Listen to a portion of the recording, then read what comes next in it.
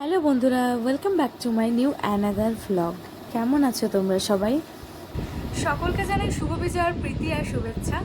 বড়রা আমার প্রণাম নেবেন আর ছোটরা আমার ভালোবাসা নেবেন। আর সবার পুজো কেমন কাটলো আমাকে কিন্তু অবশ্যই কমেন্ট সেকশনে জানিও। দিনটা ছিল দশমীর দিন সকালবেলা।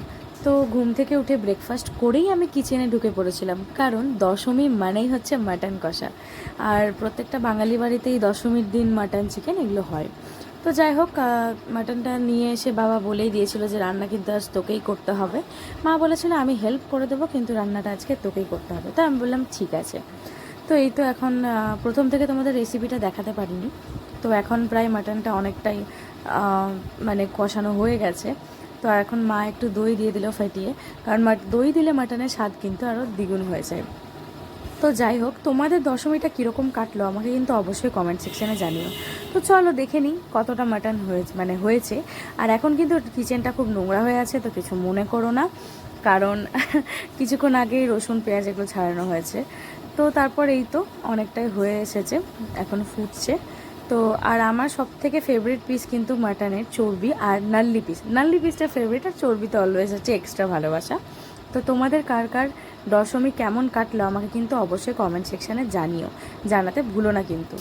তো এই তো এখন আমি মাটনটা ভালোভাবে একটু নেড়ে নিচ্ছি। তো এরপর হচ্ছে তোমরা দশমীতে কে কী খেলে অবশ্যই জানিও। তারপর হচ্ছে মাটনটা দেখো প্রায় মানে অলমোস্ট পুরোই কষানো হয়ে গেছে। তো এখন জাস্ট প্রেশার কুকারে দিয়ে দেবো। তো ওটা আমি পারি না, ওটা মা করবে। তো তারপর এই তো আমাকে মা এক পিস দিয়ে বললো ট্রাই কর। এটা হচ্ছে মায়েদের এক্সট্রা ভালোবাসা সবসময়।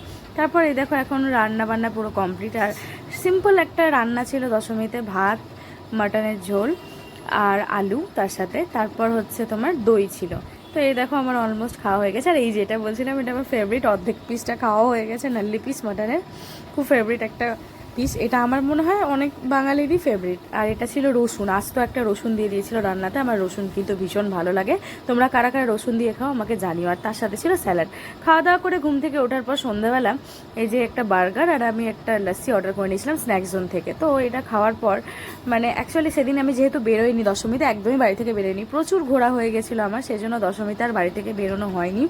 পুরো চতুর্থী থেকে কোর্ট ছুটির পর থেকে আমি ঘুরছিলাম। তো তারপর আর ঘোরা হয়নি। তো সেদিনকে খাওয়া দাওয়ার মধ্যে দিয়ে কেটেছে। আর লাস্টে ছিল রাত্রেবেলা একটা আইসক্রিম কোন।